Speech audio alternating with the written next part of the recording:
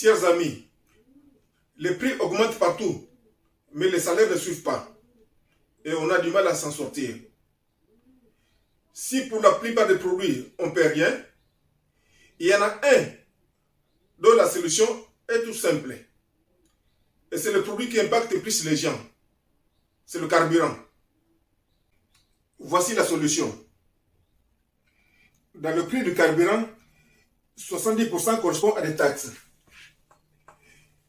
Actuellement, par exemple, avec le prix au litre à 2,20 €, donc les taxes sont de 1,54 €. Avant la crise, le prix était environ de 1,20 €. Donc les taxes étaient de 84 centimes. Donc, de 84 centimes à 1,54 €. Donc il y a 70 centimes de taxes qui ont augmenté.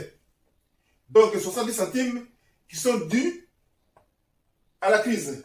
Sans la crise, il n'y aurait pas ces 70 centimes là. Alors, ce que je propose, donc les taxes ne suivent pas, ne sont pas proportionnelles au prix du carburant. Donc, on revienne à l'ancien prix d'avant la crise. C'est-à-dire que, quelle que soit la variation du prix du baril, l'État devrait toucher 84 centimes, qui correspond à 70% du prix d'avant la crise. Ce que je propose est qu'on supprime toute augmentation due à la crise.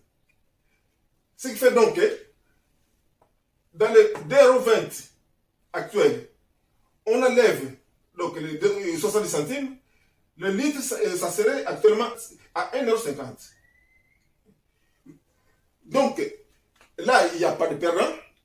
Donc, on ne pourra pas dire que l'État perd de l'argent, qu'il y a du manque à gagner, parce que s'il n'y avait pas de crise, il n'y aurait pas ces 70 centimes. Si c'était un manque à gagner, donc l'État est content qu'il y ait la crise. Et la crise, le jour que la crise aura fini, donc le prix redeviendra à 1,20 € et le taxe donc à 84 centimes. Donc on va dire que l'État va perdre de l'argent. Si on s'inquiète pour l'inflation, donc c'est la solution la plus simple. C'est beaucoup mieux que la ristourne de 18 centimes et le chèque énergie réunis. Chose qu'il va falloir rembourser un jour. Et je ne sais pas où est-ce qu'on trouve l'argent. Alors qu'avec cette solution, il n'y a rien à rembourser. Et parce que donc, il suffit juste de ne pas augmenter les taxes dues à la crise. C'est tout simplement. Donc ça, c'est un bénéfice qui vient suite à la crise. Donc si l'État, si le gouvernement ne profite pas de la crise, donc c'est ça qu'on devrait supprimer. Donc quel que soit le prix du baril, l'État touchera les taxes des tarifs normaux. Et ça arrange tout le monde. Parce que même si les prix flambent, les taxes ne sont pas obligées de suivre. Et c'est la meilleure solution, la plus efficace et plus crédible par rapport à tout ce qu'on nous propose pour le pouvoir d'achat. Ça, c'est l'une des idées que j'allais proposer à un responsable politique qu'on m'avait promis de rencontrer pour la campagne électorale. Mais sauf que la rencontre n'a jamais eu lieu. Et comme la campagne touche déjà à sa fin, j'ai fait cette vidéo à la va-vite.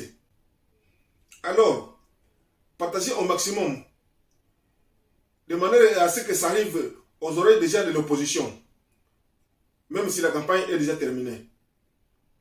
Publier les idées sur les réseaux sociaux, ce n'est pas ma façon de faire les choses.